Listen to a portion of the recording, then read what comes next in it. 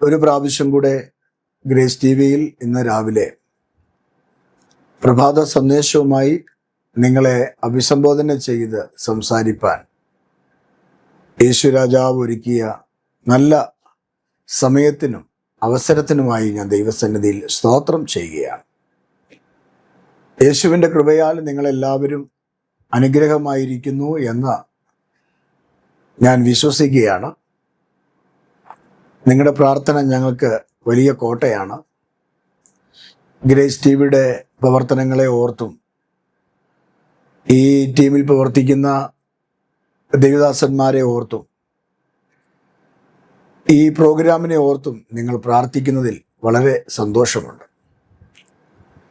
പുതിയ വർഷത്തിൽ അല്പം കൂടെ വിശാലമായ നിലയിൽ പല കാര്യങ്ങൾ ചെയ്യുവാൻ കർത്താവിൽ ഞങ്ങൾ ആഗ്രഹിക്കുകയും പ്രാർത്ഥിക്കുകയും ചെയ്യുന്നു. കർത്താവ് അതിൻ്റെ കാര്യങ്ങളെല്ലാം വേഗത്തിൽ സാധ്യമാക്കി തരട്ടെ എന്ന് ഞാൻ ക്രിസ്തുവിൽ എൻ്റെ പ്രിയപ്പെട്ട സഹോദരങ്ങളോട് ഓർപ്പിക്കുകയാണ്. കഴിഞ്ഞ നാളുകളിൽ നിങ്ങളുടെ പ്രാർത്ഥന ഞങ്ങൾക്ക് വിലയേറിയതായിരുന്നു. നിങ്ങളുടെ പ്രാർത്ഥനയും സഹകരണവുമാണ് കഴിഞ്ഞ 6 വർഷം ഈ പ്രവർത്തനത്തെ കർത്താവ് ഇത്രത്തോളം നിലനിർത്തിയത്. ഓരോ കാര്യങ്ങളിലും കർത്താവിൻ്റെ സാന്നിധ്യം കൂടെ ഉണ്ടായിരുന്നു. നിങ്ങളുടെ പ്രാർത്ഥന വീണ്ടും ഞങ്ങൾ ചോദിക്കുകയാണ്. നിങ്ങളുടെ മക്കൾക്ക് വേണ്ടി നിങ്ങൾ പ്രാർത്ഥിക്കുമ്പോൾ ഞങ്ങളെയും ഓർത്ത് ഒരു വാക്കിൽ പ്രാർത്ഥിക്കണം. നിലനിൽക്കാനും ദൈവസന്നിധിയിൽ കർത്താവിന് വേണ്ടി അധികം പ്രയോജനപ്പെടാനും കർത്താവിനാൽ ഉപയോഗിക്കപ്പെടേണ്ടതിനും നിങ്ങളുടെ പ്രാർത്ഥന ഞങ്ങൾ ചോദിക്കുകയാണ്. ദൈവം നിങ്ങളെ അനുഗ്രഹിക്കുമാറാകട്ടെ. ഇന്ന് ചിന്തയ്ക്ക് വേണ്ടി പരിശുദ്ധ ആത്മാവ് രാവിലെ തന്നത് ശുദ്ധ വേദപുസ്തകത്തിൽ അപ്പോസ്തലനായ പൗലോസ് എഴുതിയ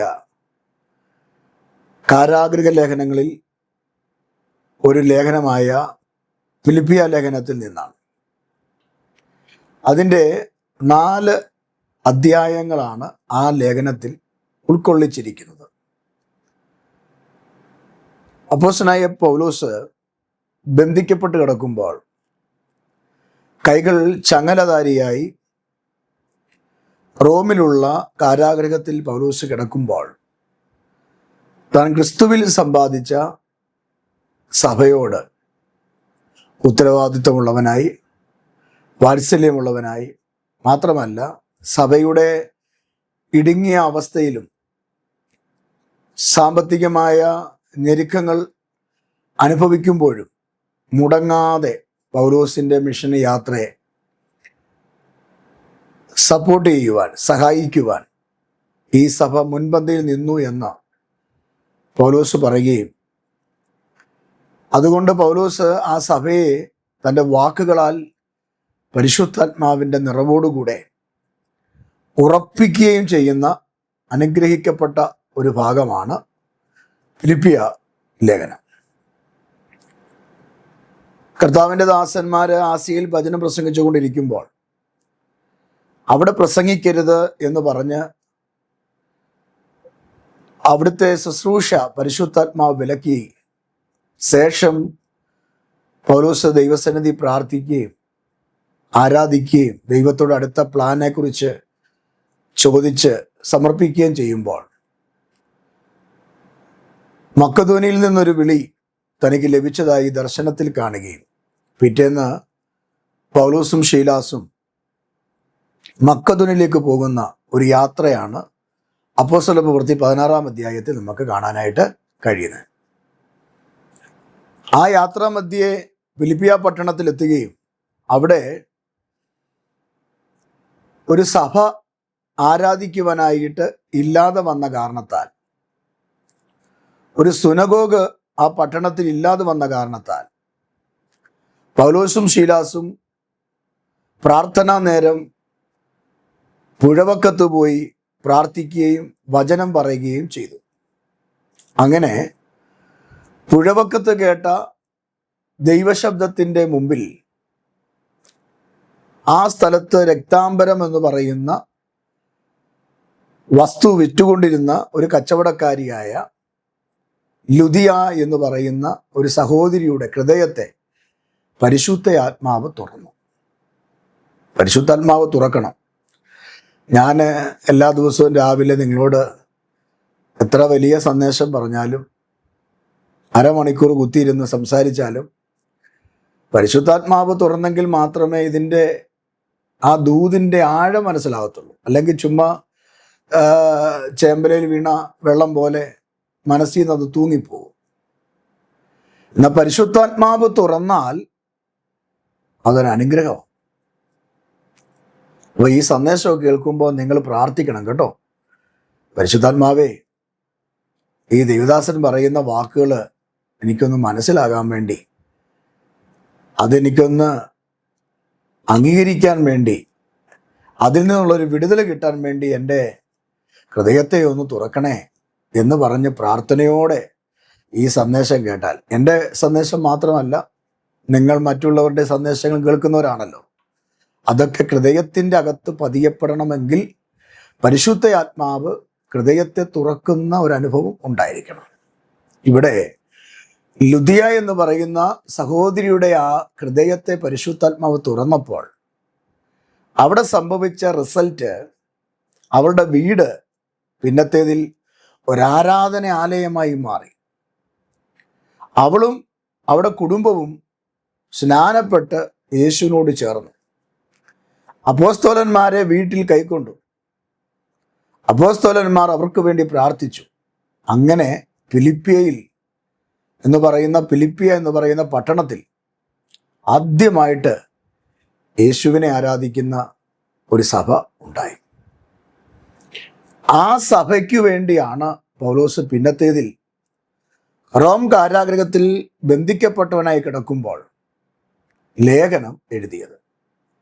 തൻ്റെ മിഷൻ യാത്രയിൽ സാമ്പത്തികമായി ഈ സഭ ഒത്തിരി സഹായിച്ചു.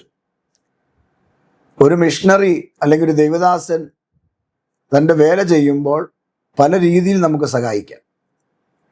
പ്രാർത്ഥിച്ച് സഹായിക്കാം, നല്ല വാക്കു പറഞ്ഞ് സഹായിക്കാം, സാമ്പത്തികമായിട്ടും സഹായിക്കാം. ഇതെല്ലാം ചെയ്യുന്ന ആളുകൾ ഈ ഭൂമിയിൽ ഇന്നുമുണ്ട്. ദൈവദാസന്മാരെ സഹായിക്കുന്നവർ. അവർക്ക് സാമ്പത്തികമായിട്ട് 1000 രൂപ ഒരു മാസം കൊടുക്കാനില്ലെങ്കിലും പ്രാർത്ഥിക്കുന്ന അപ്പച്ചന്മാരും അമ്മച്ചിമാരും ഉണ്ട്. എന്നോട് പലരും പറഞ്ഞിട്ടുണ്ട്, അപ്പച്ചന്മാരും അമ്മച്ചിമാരും പ്രാർത്ഥിക്കുന്ന പ്രാർത്ഥനയ്ക്ക് ഒത്തിരി ഇഷ്ടമാണ്. കാരണം ഇന്നത്തെ പ്രാർത്ഥന മുണക്കൊന്നും അല്ല അവർ പ്രാർത്ഥിക്കുന്നത്. അവരുടെ പ്രാർത്ഥന ഭയങ്കര ആഴമാണ്. കാരണം അവർ വർഷങ്ങൾ ശീലിച്ചു വരുന്ന പ്രാർത്ഥനയാണ്. ഇന്നത്തെ തലമുറയ്ക്ക് പ്രാർത്ഥന അന്യം നിന്ന് നിൽക്കുകയാണ്. കുടുംബ പ്രാർത്ഥനയില്ല, വ്യക്തിപരമായ പ്രാർത്ഥനയില്ല. ജോലി ചെയ്യണം, കാശ് സമ്പാദിക്കണം, വീട് വാങ്ങണം, കാറ് വാങ്ങണം, മക്കളെ പഠിപ്പിക്കണം, ഇതൊക്കെ ഇന്നത്തെ ലക്ഷ്യം. പക്ഷെ ദൈവസന്നിധിയിൽ ഇരുന്ന് പ്രാർത്ഥിക്കുന്ന, മണിക്കൂറോളം ദൈവപാദത്തിൽ ഇരിക്കുന്ന ആളുകൾ ഇല്ല എന്നല്ല, കുറവാണ്. അപ്പോൾ ഈ അപ്പച്ചന്മാരുടെ അമ്മച്ചിമാരുടെ പ്രാർത്ഥനയ്ക്ക് ഒരു പ്രത്യേകത ഞാൻ കണ്ടുപിടിച്ചത്, അവർ ഒത്തിരി കരയും, ഒത്തിരി പ്രാർത്ഥിക്കും. എൻ്റെ പുറകിൽ ധാരാളം അപ്പച്ചന്മാരും അമ്മച്ചിമാരും ഉണ്ട്, പ്രാർത്ഥിക്കുന്നവർ. അവർ സാമ്പത്തികമുള്ളവരൊന്നും അല്ല, വലിയ എടുത്തു പറയത്തക്ക രീതിയിൽ വലിയ കൊട്ടാരങ്ങളൊന്നും ഉള്ളവരൊന്നും അല്ല. വിദ്യാഭ്യാസമൊക്കെ കുറവാണ്. മക്കളൊക്കെ കഷ്ടപ്പെട്ട് കൂലിവേലയൊക്കെ ചെയ്ത് ജീവിക്കുന്നവരാണ്. പക്ഷെ അമ്മച്ചിമാരുടെയും അപ്പച്ചന്മാരുടെയും പ്രാർത്ഥന ഒത്തിരി ആശ്വാസമാണ്. എനിക്കെന്തെങ്കിലും ക്ഷീണം വരുമ്പോൾ, പ്രയാസം വരുമ്പോൾ ഞാൻ വിളിച്ച് പ്രാർത്ഥിക്കണേ അപ്പച്ച അമ്മച്ചി എന്ന് പറയുന്ന കുറച്ച് പേരെനിക്കുണ്ട്. ആ പ്രാർത്ഥനയ്ക്ക് മറുപടി ഉണ്ടെന്ന് എനിക്കറിയാം. കാരണം ഞാൻ പറഞ്ഞാൽ അവർ പ്രാർത്ഥിക്കും. പ്രാർത്ഥിച്ചെന്ന് ഞാൻ അറിയുന്നത് എൻ്റെ കാതുകൊണ്ട് കേട്ടല്ല.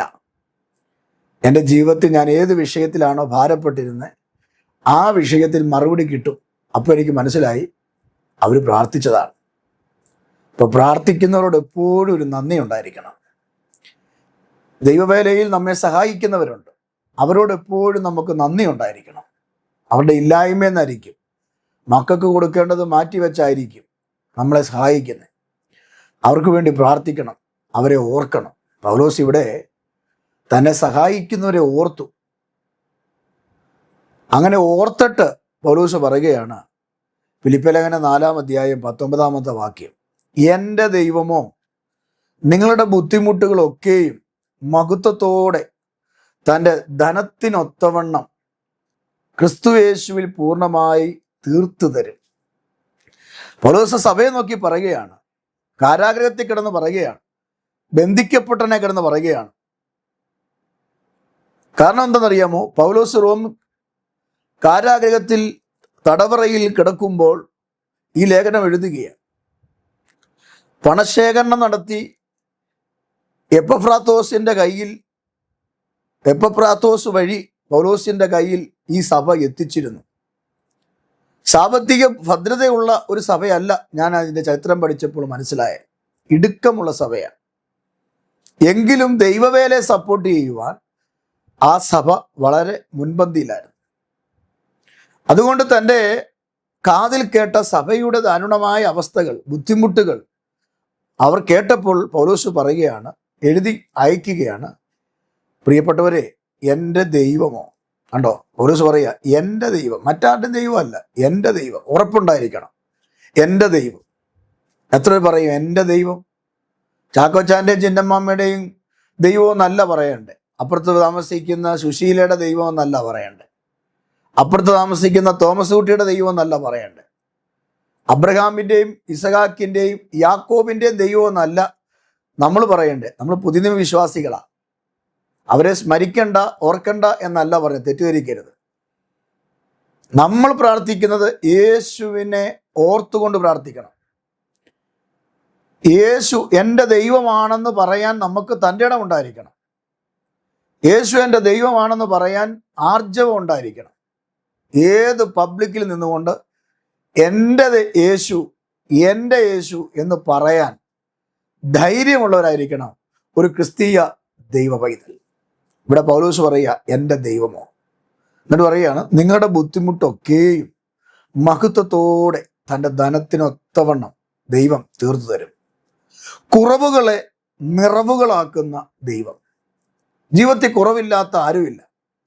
സാമ്പത്തിക കുറവുകൾ, ആരോഗ്യക്കുറവുകൾ, കുടുംബ ശ്രേഷ്ഠതയുടെ കുറവുകൾ, വിദ്യാഭ്യാസത്തിൻ്റെ കുറവുകൾ, സൗന്ദര്യത്തിൻ്റെ കുറവുകൾ, ആഗ്രഹിക്കുന്ന മേഖലകളിൽ എവിടെയോ എന്തോ അത് ഉയർച്ച പ്രാപിക്കാൻ കഴിയാതെ കുറവുകളുള്ള ആളുകളാണ് ഞാനും നിങ്ങളും എല്ലാം. കുറവില്ലാത്ത ആരും ഈ ഭൂമിയിൽ ഉണ്ടായിട്ടില്ല. യേശു അല്ലാതെ ഒരു മനുഷ്യനും. പൗലോസിന് കുറവുണ്ടായിരുന്നു, യോഹന്നാന് കുറവുണ്ടായിരുന്നു, പത്രോസിന് കുറവുണ്ടായിരുന്നു, നമുക്കും കുറവുകളുണ്ട്. നമ്മുടെ കുറവുകൾ എന്താണെങ്കിലും അത് പൗലോസ് പറയുകയാണ്, നിങ്ങളുടെ ബുദ്ധിമുട്ടുകളൊക്കെയും നിങ്ങളുടെ കുറവുകളൊക്കെയും എന്ത് ചെയ്യും? തൻ്റെ ധനത്തിനൊത്തവണ്ണം. നിരാശപ്പെടേണ്ട പ്രിയരെ, ഭാരപ്പെടേണ്ട. എങ്ങനെ മക്കളെ പഠിപ്പിക്കും? നിരാശപ്പെടേണ്ട. എങ്ങനെ ജോലി കിട്ടും? നിരാശപ്പെടേണ്ട. എങ്ങനെയാ വസ്തു വാങ്ങും? നിരാശപ്പെടേണ്ട. എങ്ങനെയാ വീടിൻ്റെ പണി പൂർത്തിയാക്കും? നിരാശപ്പെടേണ്ട. കഴിഞ്ഞ ദിവസം പ്രാർത്ഥിക്കാനായിട്ട് ഒരു ആൻറ്റി ഞങ്ങളെ സമീപിച്ചപ്പോൾ പറഞ്ഞത് ഇങ്ങനെയാ, പാസ്റ്റേ, എങ്ങനെയെങ്കിലും ആ വീടിൻ്റെ പണി ഒന്ന് പൂർത്തിയാക്കി കണ്ടിട്ട് വേണം കണ്ണടയ്ക്കാൻ. കാരണം വീട് പണി തുടങ്ങിയ സമയം മുതൽ പ്രശ്നങ്ങളാണ്, ടെൻഷനാണ്. 4 വർഷമായി ഒരു വീട് പണി തുടങ്ങിയിട്ട്. അവിടെ ഇവിടെ എല്ലാം ഇപ്പോൾ പുല്ല് കിളിച്ചു തുടങ്ങി.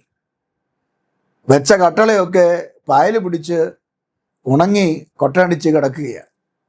വല്ലാത്ത അവസ്ഥയിൽ ആ തടികളൊക്കെ മാറിക്കഴിയും. അപ്പം കുറവുള്ള ഒത്തിരി പേര് നമ്മുടെ മുമ്പിലുണ്ട്. ഒരു എക്സാമ്പിൾ മാത്രമേ പറഞ്ഞു.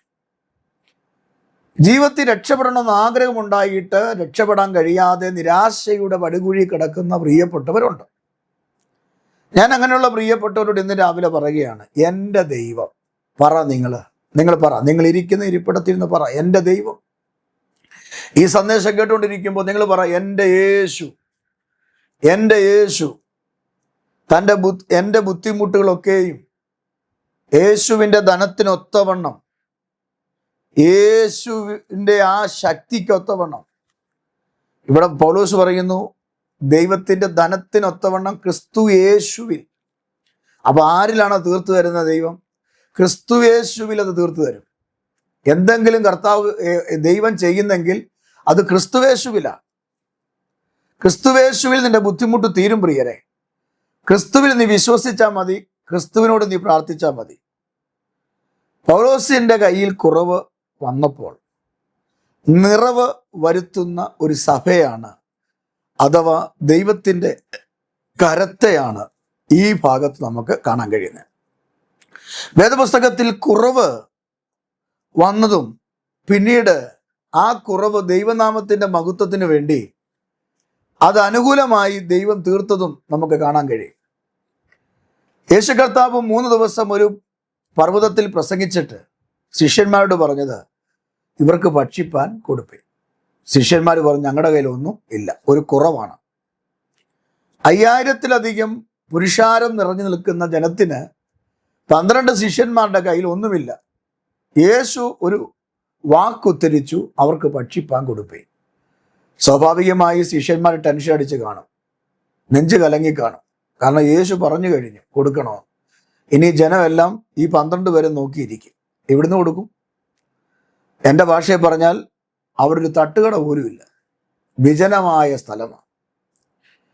അങ്ങനെ ഇരിക്കുമ്പോഴാണ് ഒരു ബാലകന്റെ കയ്യിൽ 5 അപ്പവും 2 മീനും. അന്ത്രയോസ് യേശുവിനോടെന്ന് പറയുന്നു, ഞങ്ങളുടെ കയ്യിൽ ഒന്നുമില്ല, പക്ഷേ ഈ കൂട്ടത്തിൽ ഒരു ബാലകൻ ഇരിപ്പുണ്ട്, അവൻ്റെ കയ്യിൽ 5 അപ്പവും 2 മീനും ഉണ്ട്. എന്ത് തിട്ടമായിട്ടാണ് അന്ത്രയോസ് പറഞ്ഞത്.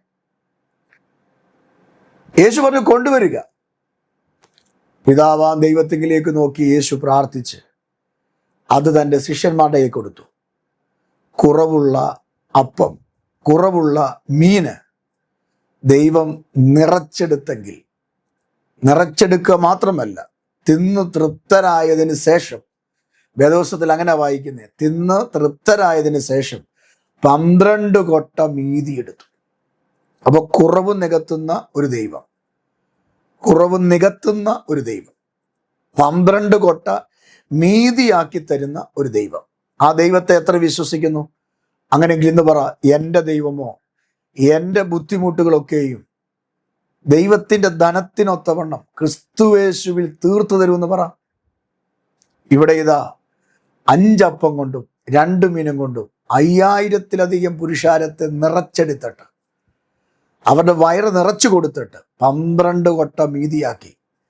ഞാൻ വിശ്വസിക്കുന്നു സെർവ് ചെയ്ത ആ 12 ശിഷ്യന്മാർക്കും വീട്ടിൽ പോകാൻ നേരത്ത് ഓരോ കൊട്ടയും കൂടെ കൊണ്ടുപോകത്തക്ക നിലയിൽ 12 കൊട്ട എന്ത് ചെയ്തു?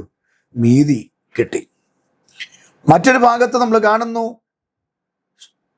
ശൂന്യമായ അവസ്ഥയിൽ, നിരാശപ്പെട്ടിരുന്ന അവസ്ഥയിൽ ശൂന്യമായ പത്രോസിന്റെ പടക് രാത്രി മുഴുവനും അധ്വാനിച്ചു, ഒന്നും കിട്ടിയില്ല. കർത്താവ് ചോദിച്ചു, കൂട്ടാൻ വല്ലതും ഉണ്ടോ? പത്രോസ് പറഞ്ഞു, നാഥ, ഞങ്ങൾ രാത്രി മുഴുവൻ അധ്വാനിച്ചു, ഒന്നും കിട്ടിയില്ല. യേശു കർത്താവ് പറയുക, പടകിന്റെ വലതുവശത്ത് വല വീശാൻ.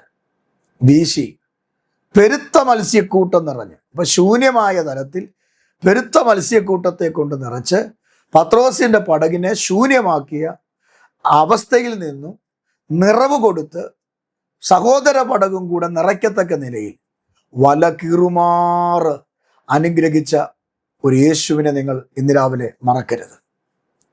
മൂന്നാമതായി വേദപുസ്തകത്തിൽ കാണുന്നത് യോഹന്നാന്റെ സുവിശേഷത്തില കാനായിലെ കല്യാണ വിരുന്നിൽ. അവിടെ കേറ്ററിംഗുകാർ കൊണ്ടുവച്ച വീഞ്ഞ് തീർന്നുപോയി. ഒരു പന്തി കഴിഞ്ഞപ്പോൾ വീഞ്ഞ് തീർന്നു. അടുത്ത പന്തിയിലിരിക്കുന്നവർക്ക് വീഞ്ഞ് കൊടുക്കാനില്ല. യേശു കർത്താവ് പറഞ്ഞു കോരുവാഴികളോട്, നിങ്ങൾ ഭാരപ്പെടേണ്ട, മുറ്റത്തിരിക്കുന്ന ആ കൽപാത്രങ്ങൾ കഴുകി വക്കോളം വെള്ളം നിറയ്ക്കുക. അവരങ്ങനെ ചെയ്തു. യേശു പറഞ്ഞു, കോരിക്കൊണ്ട് കൊടുക്കുക. അവർ ആ പാത്രത്തിൽ നിന്ന് പച്ചവെള്ളം തന്നെ കോരി വിരുന്നുശാലയെ കൊടുത്തു. കുടിച്ചവരൊക്കെ പറഞ്ഞു, ഇത്ര ശ്രേഷ്ഠമായ വീഞ്ഞ് എവിടെ വെച്ചിരുന്നു? അപ്പൊ നോക്കിക്കേ, കലവറയിൽ ശൂന്യത വന്നപ്പോൾ യേശു പുറത്തു കിടന്ന പാത്രങ്ങളിൽ നിറവ് വരുത്തി. ഇന്ന് രാവിലെ ആത്മാവ് ഞാൻ പറയാം, നിങ്ങൾ എവിടെയെങ്കിലും ശൂന്യത അനുഭവിക്കുന്നെങ്കിൽ, ഇല്ലായ്മ അനുഭവിക്കുന്നെങ്കിൽ, ഞെരുക്കം അനുഭവിക്കുന്നെങ്കിൽ, നിങ്ങളെ നിറച്ച് നിങ്ങളുടെ സ്ഥിതിക്ക് വ്യത്യാസം വരുത്തി, നിങ്ങളുടെ ദാരിദ്ര്യം മാറ്റി, നിങ്ങളുടെ കലവറ നിറച്ച്, നിങ്ങളുടെ വലയെ നിറച്ച്, നിങ്ങളുടെ കൊട്ട നിറച്ച്, നിങ്ങൾക്ക് വേണ്ടത് അഭിവൃദ്ധിയോടെ സമൃദ്ധിയോടെ തന്ന നിന്നെ നിന്റെ കുടുംബത്തെയും ഈ വർഷം അനുഗ്രഹിക്കുമെന്ന് ദൂത് കൈമാറുകയാണ്. വിശ്വസിക്കുന്നെങ്കിൽ ഇന്ന് രാവിലെ ആത്മാവിൽ ആ ദൂത് ഏറ്റെടുക്കണം.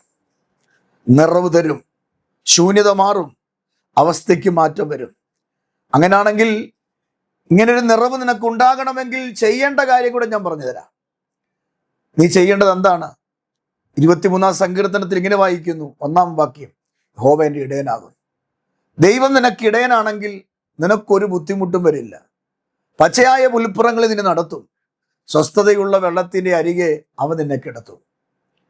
ഒരു കൂരിലും നിന്നെ നശിപ്പിക്കുകയില്ല, ഒരു മരണനിഴലും നിന്നെ തൊടത്തില്ല. കാരണം നീ യഹോവ സേവിക്കുന്ന ഒരു ദൈവവിധലാണ്. യഹോവ നിന്റെ ഇടയനാകണം. യഹോവ നിന്റെ ഇടയനാണെങ്കിൽ നിനക്കൊന്നിനും കുറവ് വരത്തില്ല. മത്തായിയുടെ സുവിശേഷം 6-ാം അധ്യായം 33-ാം വാക്യം, മുമ്പേ അവൻ്റെ രാജ്യവും നീതിയും അന്വേഷിക്കണം. നിനക്ക് കുറവ് വരാതിരിക്കണമെങ്കിൽ, ദാരിദ്ര്യം വരാതിരിക്കണമെങ്കിൽ, വീടിനകത്ത് ഒരു വിശാലത ഉണ്ടാകണമെങ്കിൽ മുമ്പേ അവൻ്റെ രാജ്യവും നീതി അന്വേഷിച്ചാൽ മതി. വേദപുസ്തകത്തിൽ മത്തായിയുടെ സുവിശേഷത്തിൽ ഇങ്ങനെ എഴുതി വച്ചിട്ടുണ്ട്, മുമ്പേ അവൻ്റെ രാജ്യവും നീതി അന്വേഷിപ്പീൻ, അതോടെ സകലതും നിനക്ക് കിട്ടും. ശകലമല്ല, സകലതും കിട്ടും. അപ്പൊ നിറവ് ഉണ്ടാകണമെങ്കിൽ 1, യഹോവ നിന്റെ ഇടയനാകണം. 2, നീ ആദ്യം നിന്റെ കാര്യമല്ല നോക്കേണ്ടത്, നിന്റെ കുഞ്ഞുങ്ങളുടെ വിദ്യാഭ്യാസവും വീടിൻ്റെ പണിയും ഒന്നും അല്ല നീ നോക്കേണ്ടത്. ഭൗതികമായി നേട്ടമുണ്ടാകുക, കച്ചവടം നടത്തുക, അതല്ല നീ നോക്കേണ്ടത്. മുമ്പേ നീ ചെയ്യേണ്ടത് യേശുവിൻ്റെ രാജ്യവും യേശുവിൻ്റെ നീതിയും അന്വേഷിക്കണം. ആ രാജ്യം നമ്മളിലേക്ക് വരുമ്പോൾ, ആ നീതി, യേശുവിൻ്റെ രാജ്യവും ആ രാജ്യത്തിൻ്റെ ശക്തി, ആ കിങ്ഡം ഓഫ് ഗോഡ്, ദൈവത്തിൻ്റെ രാജ്യം നമ്മളിലേക്കൊന്ന് വന്നു കഴിയുമ്പോൾ, നമ്മുടെ മേൽ ആ ശക്തി ഒന്ന് വ്യാപരിച്ചു കഴിയുമ്പോൾ, നമ്മുടെ ശൂന്യതകൾ മാറി, ഞെരുക്കം മാറി, സമ്പത്തും നന്മയും അഭിവൃദ്ധിയും ദൈവം നമുക്ക് നൽകി. സകലതും ദൈവം തരും. മത്തായിയുടെ സുവിശേഷത്തില് 6:33 എഴുതിയിരിക്കുന്ന അങ്ങനെയാ പ്രിയരെ, സകലതും ഒന്നാ, ചിലതൊന്നല്ല, ശകലമൊന്നുമല്ല, സകലതും എന്ന് പറഞ്ഞാൽ തൻ്റെ കുഞ്ഞുങ്ങൾ എന്തൊക്കെ ആഗ്രഹിക്കുന്നോ അതെല്ലാം തരും. ഇന്ന് രാവിലെ ഞാൻ ദൂത് പറയാം, 2026 നീ കരയുന്ന വിഷയത്തിന് മറുപടിയുണ്ട്. 2025 കരഞ്ഞു മടുത്ത വിഷയത്തിന് മറുപടിയുണ്ട്. സകലതും ദൈവം നിനക്ക് തരും. നീ യേശുവിനെ അന്വേഷിക്ക്, യേശുവിൻ്റെ രാജ്യത്തെ അന്വേഷിക്ക്, യേശുവിൻ്റെ നീതി അന്വേഷിക്ക്. സകല നന്മകൾ കൊണ്ടും ദൈവം നിങ്ങളെ ഈ വർഷം മാനിച്ചിരിക്കും. എഫേസ്യ ലേഖനം 3-ാം വാക്യത്തിൽ കാണുന്നുണ്ട്, തൻ്റെ വ്യാപാര ശക്തിയാൽ നാം ചോദിക്കുന്നതിലും നനയ്ക്കുന്നതിലും അത്യന്തപരമായി ദൈവം നമുക്ക് നൽകും. എങ്ങനെ തരും? ചോദിക്കുന്നതിലും നനയ്ക്കുന്നതിലും, നീ ആഗ്രഹിക്കുന്നതിലും നീ ദൈവത്തോട് ചോദിക്കുന്നതിലും അത്യന്തപരമായി ദൈവം നിനക്ക് തന്ന, ഞാൻ പറഞ്ഞ വാക്യങ്ങൾ എടുത്ത് വായിക്കണം കേട്ടോ. എനിക്കെല്ലാം വായിപ്പിക്കാൻ സമയമില്ലാത്തതുകൊണ്ടാണ്. നിങ്ങൾ ബൈബിൾ തുറന്ന് വായിക്കണം. ചോദിക്കുന്നതിലും നനയ്ക്കുന്നതിലും അത്യന്തപരമായി, നീ മനസ്സിൽ പോലും കാണാത്ത നിലയിൽ, പ്രതീക്ഷിക്കാത്ത നിലയിലുള്ള ഒരു നിറവ് ദൈവം നിനക്ക് തരും. കുറവ് നികത്തി നിറവ് തന്ന് ദൈവം നിന്നെ അനുഗ്രഹിക്കുമെന്ന് വിശ്വസിക്കുന്നവരുണ്ടെങ്കിൽ ഇന്ന് രാവിലെ സ്തോത്രം ചെയ്യുക. അങ്ങനെയാണ് ഞാൻ ഇന്ന് രാവിലെ ദൂതിങ്ങനെ പറയട്ടെ, നിങ്ങളുടെ അവസ്ഥ മാറും. ബുദ്ധിമുട്ടൊക്കെയും ദൈവത്തിൻ്റെ ധനത്തിനൊത്തവണ്ണം. ദൈവത്തിന് എത്ര ധനമുണ്ട്? നിങ്ങൾക്ക് എന്തോ ധനമുണ്ട്? നിങ്ങൾ എത്ര ധനമുള്ളവരാണ്? നിങ്ങളുടെ ബാങ്കിൽ എന്തോ ഉണ്ട്? അതല്ലേ നിങ്ങളുടെ ധനം. നിങ്ങൾക്ക് എത്ര സെന്റ് സ്ഥലമുണ്ട്? അതല്ലേ നിങ്ങളുടെ ധനം. അതിനപ്പുറത്ത് നിങ്ങൾക്ക് ധനമില്ലല്ലോ. നിങ്ങളുടെ ലോക്കറിൽ എത്ര ഇരിപ്പുണ്ട്? അതല്ലേ നിങ്ങളുടെ ധനം. അതിനപ്പുറത്തൊരു ധനമില്ലല്ലോ. എന്നാൽ ദൈവത്തിൻ്റെ ധനമോ ഒരു ലോക്കറിനകത്ത് ഒതുങ്ങുന്നതോ, ഒരേക്കർ സ്ഥലത്തിനകത്ത് ഒതുങ്ങുന്നതോ, ഒരു ബാങ്കിൻ്റെ ഡിപ്പോസിറ്റിനകത്ത് കിടക്കുന്നതൊന്നും അല്ല. ദൈവത്തിൻ്റെ ധനം മുഴുവൻ ലോകത്തെക്കാൾ വലുതാണ്. അപ്പോൾ ദൈവത്തിൻ്റെ ധനത്തിന് ഒത്തവണ്ണം എന്ന് പറഞ്ഞാൽ പിന്നെ നമ്മൾ ദാരിദ്ര്യത്തിലാണോ പ്രിയരെ കഴിയുന്നത്? നമ്മുടെ അപ്പൻ്റെ പക്കൽ ധനത്തിന് ഒത്തവണ്ണം കാര്യങ്ങൾ നമുക്ക് വേണ്ടി സ്വരൂപിച്ചു വച്ചിട്ടുണ്ടെങ്കിൽ നമ്മൾ ദാരിദ്ര്യത്തിലല്ല പ്രിയരെ. എൻ്റെ അപ്പൻ്റെ കയ്യിൽ ലക്ഷങ്ങളും കോടികളും ഉണ്ടെങ്കിൽ എനിക്ക് ടെൻഷൻ അടിക്കേണ്ട കാര്യമില്ല. അങ്ങനെയാണെങ്കിൽ സ്വർഗീയ പിതാവിൻ്റെ കയ്യിൽ ഈ ലോകത്തിലെ ധനത്തിനൊത്തവണ്ണം നന്മകൾ എനിക്കും നിനക്കും ഉണ്ടെങ്കിൽ ദൈവത്തിന്റെ രാജ്യം നീ അന്വേഷിക്ക്, ദൈവത്തിന്റെ നീതി അന്വേഷിക്ക്. അപ്പോൾ ദൈവം നിങ്ങൾക്ക് അതെല്ലാം നൽകി തരും. കുറവ് അനുഭവിക്കുന്ന ആരൊക്കെയുണ്ട്? സാമ്പത്തികമായി ഞെരുക്കം അനുഭവിക്കുന്നവർ, ഒത്തിരി ദാരിദ്ര്യത്തിൽ കടന്നു പോകുന്നവർ. ഈ സന്ദേശം കേട്ടുകൊണ്ടിരിക്കുമ്പോൾ ഒരു 50 രൂപയുടെ ആമേൻ മത്സ്യം പോലും വാങ്ങിക്കാൻ പൈസ ഇല്ലാതെ പേഴ്സ് ശൂന്യമായിരിക്കുന്നവർ, ബാങ്കിൽ 0 ബാലൻസ് കാണിക്കുന്നവർ, ജീവിതത്തിൽ ഞെരുക്കങ്ങൾ മാത്രം കഥ പറയുന്നവർ എത്ര പേരെ കേൾക്കുന്നുണ്ട്? ഇന്ന് രാവിലെ ഞാൻ സന്ദേശം ഇങ്ങനെ പറയുകയാണ്: ദൈവത്തിന്റെ ധനത്തിനൊത്തവണ്ണം ക്രിസ്തുവേശുവിൽ അത് പൂർണ്ണമായി തീർത്തു തരും. വിശ്വസിക്ക്. പൂർണ്ണമായി നിന്റെ കടം മാറും, പൂർണ്ണമായി നിന്റെ രോഗം മാറും, പൂർണ്ണമായി നിന്റെ വേദന മാറും, പൂർണ്ണമായി നിന്റെ നിന്ദ മാറും, പൂർണ്ണമായി ക്രിസ്തുവേശുവിൽ അത് നിനക്ക് യഹോവയായ ദൈവം ചെയ്തു തരും. അങ്ങനെയെങ്കിൽ പൗലോസ് അപ്പോസ്തലൻ സഭയെ ഉറപ്പിക്കുകയാണ്: കുഞ്ഞുങ്ങളെ, നിങ്ങൾ ഭാരപ്പെടേണ്ട. നിങ്ങളുടെ കയ്യിൽ ഉണ്ടായിട്ടല്ല എന്നെ ഹെൽപ്പ് ചെയ്തത്. എൻ്റെ മിഷൻ പ്രവർത്തനത്തെ നിങ്ങൾ ഓർത്തത്, എന്നെ നിങ്ങൾ ഓർത്തത്. നിങ്ങളുടെ ഇല്ലായ്മയും ഞെരുക്കങ്ങളിൽ നിന്നും ഈ വേലയെ സ്നേഹിച്ച് നിങ്ങൾ അർപ്പിക്കപ്പെട്ട ഈ സ്തോത്രയാഗം, ഈ യാഗം, അത് ഞാൻ ദൈവസന്നിധി സമർപ്പിക്കുകയാണ്. അതുകൊണ്ട് എൻ്റെ ദൈവം നിങ്ങളെ വെറുതെ വിടത്തില്ല, എൻ്റെ ദൈവം നിങ്ങളെ ഉപേക്ഷിക്കത്തില്ല, എൻ്റെ ദൈവം നിങ്ങളെ കൈവിടത്തില്ല. ക്രിസ്തുവേശുവിൽ അത് പൂർണ്ണമായി നിങ്ങളുടെ ബുദ്ധിമുട്ട് തീർത്തു തരും എന്ന് പൗലോസ് ഫിലിപ്പിയ ലേഖനത്തിൽ പറഞ്ഞതുപോലെ, ഫിലിപ്പിയ സഭയോട് പറഞ്ഞതുപോലെ, ഇന്ന് രാവിലെ ഈ സന്ദേശം നിങ്ങളോട് ദൈവത്തിൻ്റെ ആത്മാവ് പറയുകയാണ്: നിങ്ങളുടെ ബുദ്ധിമുട്ട് മാറും, നിങ്ങളുടെ വേദന മാറും, നിങ്ങളുടെ കണ്ണുനീര് മാറും, നിങ്ങളുടെ കഷ്ടം മാറും, നിങ്ങളുടെ ഞെരുക്കം മാറും. ദൈവത്തിൻ്റെ ധനത്തിനൊത്തവണ്ണം നിങ്ങൾ ആദരിക്കപ്പെടുന്ന ദിവസം അതിവിദൂരമല്ല. പ്രാപിക്കാം, കാത്തിരിക്കാം. ഞാൻ പ്രാർത്ഥിക്കാം. കർത്താവേ, ഞങ്ങൾക്ക് നൽകിയ നല്ല സന്ദേശത്തിനായി സ്തോത്രം. ഇന്ന് രാവിലെ കൽപ്പിച്ച ദൈവദൂതിൻ്റെ മുമ്പിൽ ഞങ്ങളെ സമ്പൂർണ്ണമായി തരുന്നു. ഞങ്ങളിൽ പ്രിയപ്പെട്ടവർ പലരും നാളെ ഓർക്ക് ഭാരപ്പെടുന്നവരാണ്. ഇന്ന് ചെയ്തു തീർക്കേണ്ട കാര്യങ്ങളുടെ മുമ്പിൽ കൈ നീട്ടുവാൻ അവർ കയ്യിലൊന്നുമില്ലപ്പാ. ആ ഗിഫ്റ്റ് വാങ്ങിക്കാൻ അവർക്ക് പണമില്ല, ആ സ്ഥലം വാങ്ങാൻ അവർക്ക് പണമില്ല, ആ കുഞ്ഞുങ്ങളെ പഠിപ്പിക്കാൻ അവർക്ക് പണമില്ല. കർത്താവെ, കൊച്ചിനെ കല്യാണം കഴിപ്പിച്ച് അയക്കാൻ അവർക്ക് പണമില്ല. കർത്താവെ, പലതിനെ ചൊല്ലി വേദനപ്പെട്ട് കുറവനുഭവിക്കുന്ന, ഞെരുക്കം അനുഭവിക്കുന്നവർ ഈ സന്ദേശം കേൾക്കുന്നപ്പാ. ക്രിസ്തുവേശുവിൽ അത് പൂർണ്ണമായി തീർത്തു കൊടുക്കുമെന്ന് പൗലോസ് സഭയോട് പറഞ്ഞതുപോലെ ഇന്ന് രാവിലെ ഈ ഗ്രേസ് TV ചാനലിലൂടെ ഞാനിവരെ ഉറപ്പിക്കുക. കർത്താവേ, പിതാവേ, ക്രിസ്തുവിലൂടെ അങ്ങത് പൂർത്തിയാക്കി കൊടുക്കണേ. ഞെരുക്കം മാറ്റണേ, പ്രതിസന്ധി മാറ്റണേ, അവരുടെ ഇല്ലായ്മകൾക്കൊരു പരിഹാരം വരുത്തണമേ. ആരുടെയും മുമ്പിൽ തലകുനിക്കാൻ, ആരുടെ മുമ്പിൽ കൈനീട്ടി നിൽക്കാൻ, ആരുടെ മുമ്പിൽ ചോദ്യചിഹ്നമായി പരിഹാസമായും മാറാതിരിക്കാൻ ഇവരെ കർത്താവ് അങ്ങ് കാത്തോണമേ എന്ന് ഞാൻ ദൈവസന്നിധി പ്രാർത്ഥിക്കുന്നു.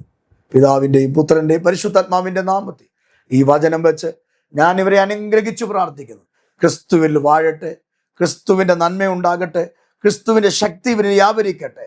ബുദ്ധിമുട്ടെല്ലാം ക്രിസ്തുവേശുവിൽ തീർത്തു കൊടുക്കട്ടെ. കർത്താവേ, യേശുവിൻ നാമത്തിൽ തന്നെ ആമേൻ. ദൈവം നിങ്ങളെ അനുഗ്രഹിക്കും.